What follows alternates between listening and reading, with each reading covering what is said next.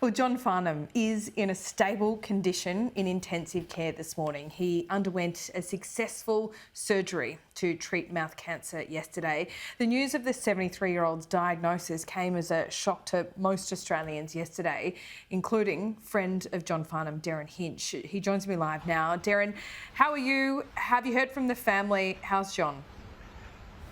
Laura, no, I'm just going by what we're seeing in the press release from Jill and the family.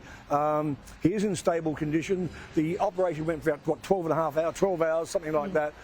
I've been a friend of John's for 40 years, so I'm biased, but I think that Olivia Newton-John and John Farnham are probably the two most loved Australian entertainers ever, and that's why his cancer came as such a shock to everybody yesterday. Now, the length of the operation, to me, as a layman, says that he probably already has had some jaw work done as well, with the tumour being removed. I have a friend who sadly, she died from mouth cancer after a long illness, and the amount of work that had to be done with facial reconstruction, jaw reconstruction, was massive. So he's not out of the woods, but the news coming from the family is very positive. He's better known as the Voice. It seems particularly cruel that he has developed this kind of cancer, mouth cancer, for the voice. Yeah, it is, because, I mean, well, Jackie and I we appeared in his video, You're the Voice, playing a fighting couple. But that voice word has stuck with him. It is tragically ironic that of all the cancers, it would be the one in his mouth where he earned his living for all those years. Now, I don't know if this is what's the cause of it, because there's several reasons why I can get mouth cancer. John smoked for a long time. He gave it up when his son said, "Daddy, I don't want you to die."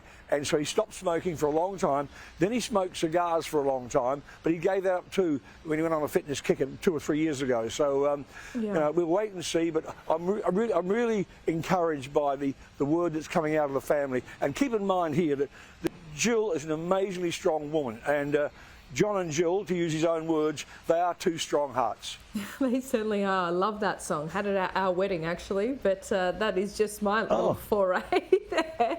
Derryn. Well, you see, his version of that with Olivia Newton-John, when they're raising money for the firefighters, it's magic. I mean, they played it, ironically, as a tribute to Olivia when she died a few days ago. But and there they are, thumping themselves on the chest. It is a beautiful song, and it's got a great message. It certainly does. And he's such a young man. He's only 73 years old. He's given us so much joy, and I think even through just the statements we're getting through the family, you can still see John Farnham's humour, positive attitude in all of that.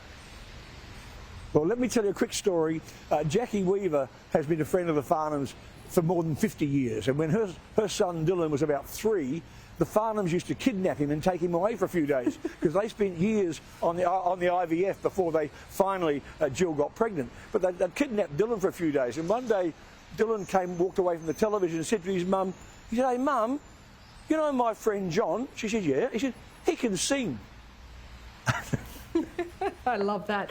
Well, I also love Story Time on AM Agenda with Derryn Hinch, because you've got a treasure trove of them, including ones about John Farnham, and it's so great to have you on the program today, Derryn, to send all our good wishes and manifest his recovery into the universe. Thank you, Laura. I watch you every day, and I respect you as a journo and as a friend. Thank you. Thanks, Derryn. We'll speak soon.